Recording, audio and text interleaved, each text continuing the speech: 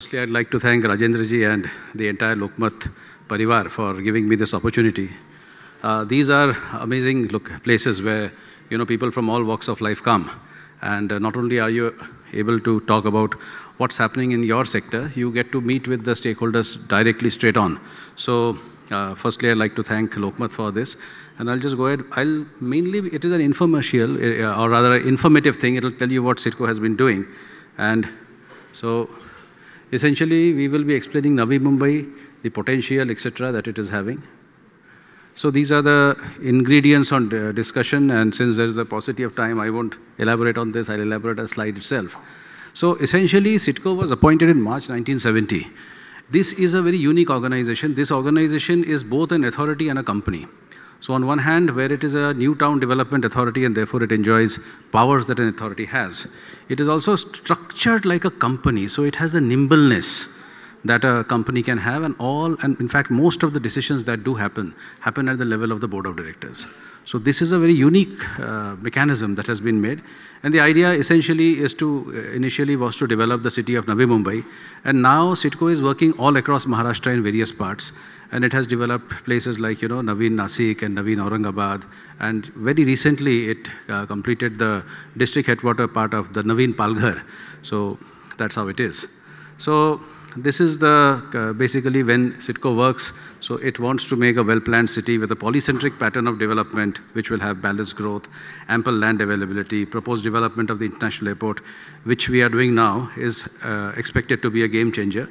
And a very interesting thing is, this was all marshy land in Navi Mumbai. Now, I would like to tell everybody here that there was a state of California in the United States of America. And California was, in fact, entirely wetland. And the US government of that day, at that point of time, decided to convert it into an arable land. And here, this is not all wetland, but yes, it was undeveloped land. And the government of the day in 1970 took that decision.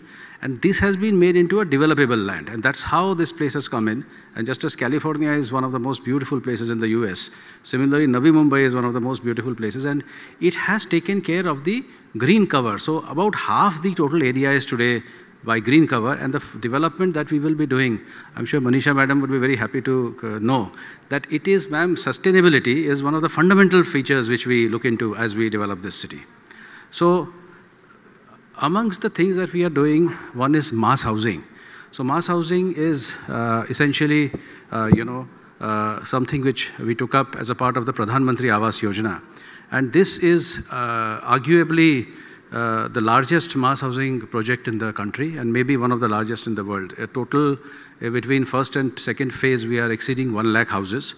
And if we take the third phase, which is planned, that would be another 1 lakh houses. So this will be one of the largest schemes. And essentially here, CIDCO is making houses for the EWS, and it is making houses for the open, unreserved sector. And the idea here is to provide a benchmark. So the benchmark is, number one, in terms of the specifications and the standards of construction that should be there. That's benchmark number one. And the second benchmark, it is like, now the MSP, or the minimum support price, is something which is, being debated.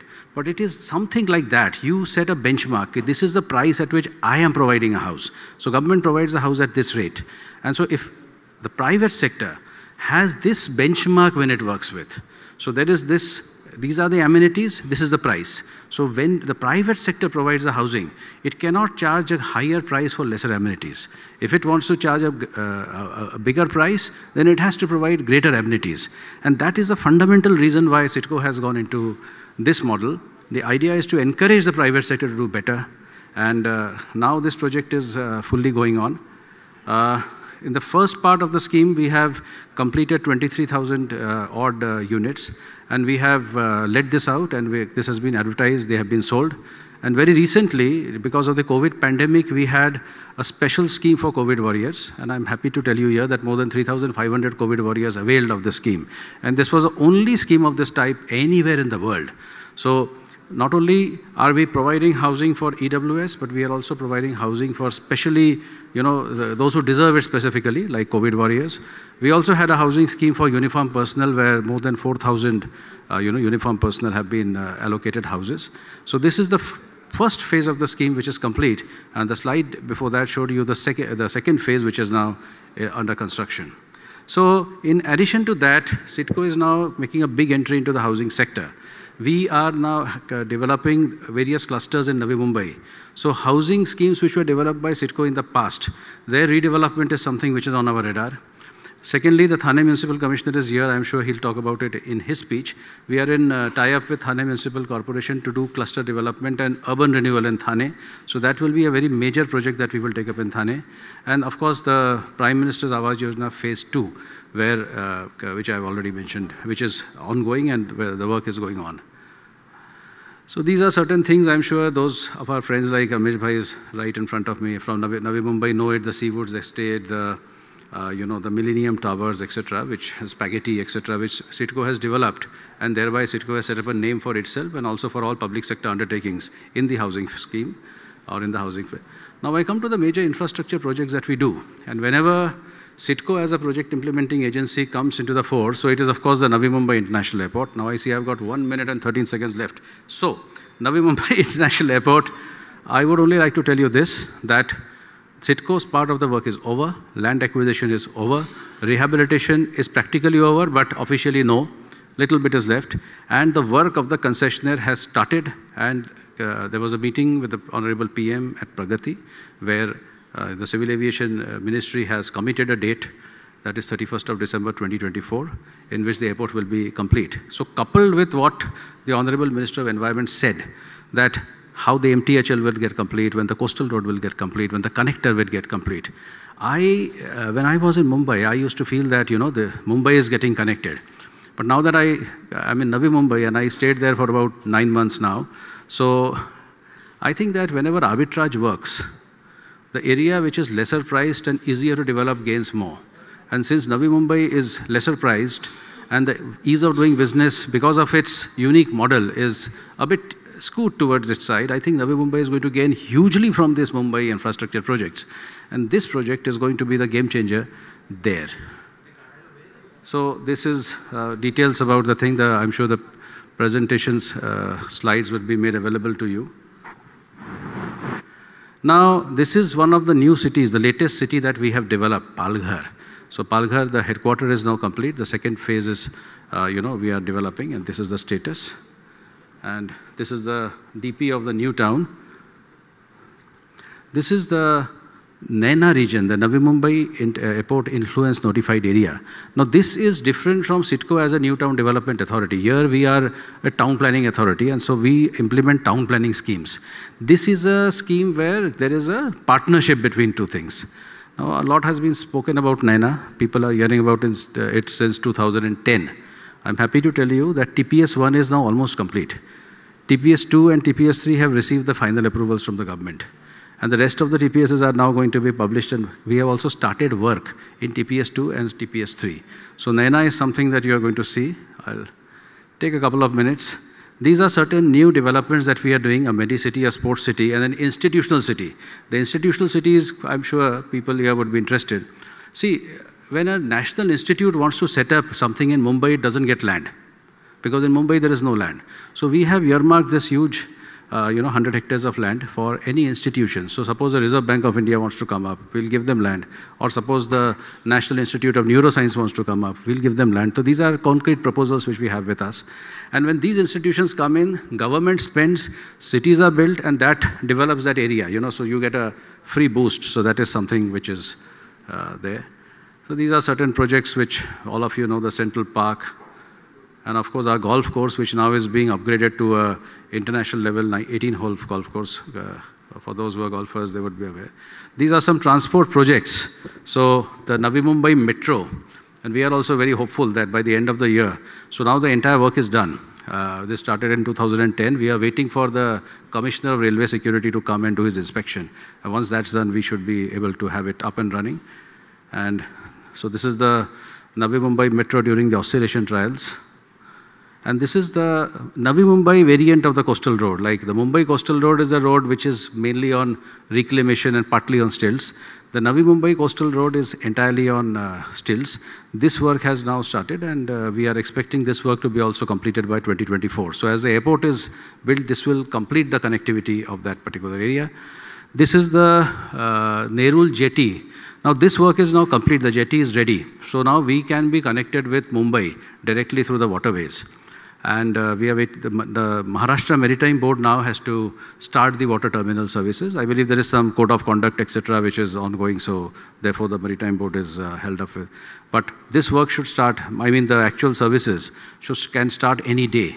So that's how it is. Now these are certain, CITCO is also a funder, so I'll just run through this. Certain projects where we are a part. This is the Mumbai JNPT Port Road Company Limited, where we have executed the works and we are the equity contributor. The Samruddhi Mahamarg, where we have given an equity contribution. The Greater Nasik Metro or the Neo Metro, where we will be making the equity contribution, and Maha Metro will execute the work.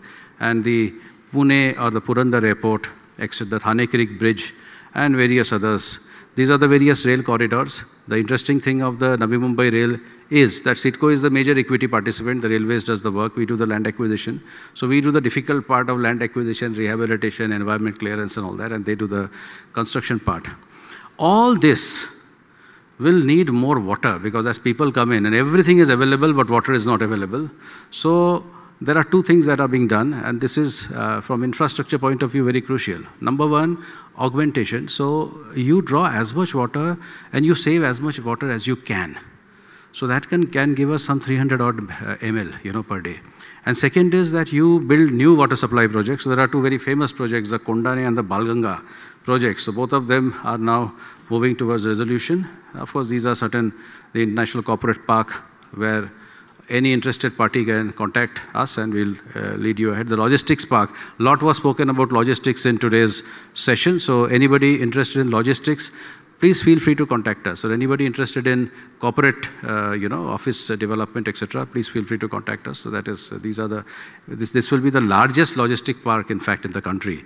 And this is the AeroCity, which will be very similar to the Delhi AeroCity. Now that the airport work has started, the AeroCity work will lag the airport work by about a year. So that's the way we are planning it out. And this is a thing called as a center of excellence. So in Navi Mumbai, we are doing a lot for sports. And we are building up center of excellences for sport. This is a center of excellence for football, where we are, the first 4 pitches are international level football pitches. These are pitches where now that the World Women's Football will be held in Mumbai, the practice pitches will be here. And behind that, we are building a world-class FIFA standard football stadium. Similarly, we are building a rugby ground, we are building a shooting complex, we are building a golf course. So we are taking those events and those sports where the competition is such that Indians can win. So we are not really running into track and field, but we are going to those sports where Indians can win. We missed bronze in the golf this year. We most probably will win a medal next year. And we are also sponsoring certain international players from India from our various courses. So, and of course, certain works that have been done in the COVID infrastructure are here. So friends, what I would like to tell is that in the places where CITCO is working, either as a city developer or as a project implementer, the thought process is as follows: affordable housing, effective transport, digitization to the extent that is possible, innovation wherever possible. Sustainability is a fundamental thing in city development, and therefore, as much as possible, like the airport, it's a green building. The entire thing about the airport would be green, right? Education, social services, quality education, wellness, healthcare, availability of medical care, hospitals, etc.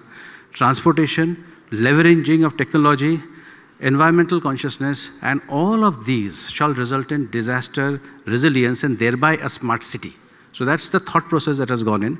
And when the city of Navi Mumbai was planned by Charles Correa, at that point of time, and by the bureaucrats, the IAS officers who headed the organization at that point of time, to the date today, the thought process continues to be roughly the same. And this thought process will be carried forward by CIDCO wherever CIDCO is doing any further new work, be it the city of Palghar or any other place where CIDCO will do the rest of the world. So friends, thanks a lot for inviting me here and giving me this patient hearing. Thank you.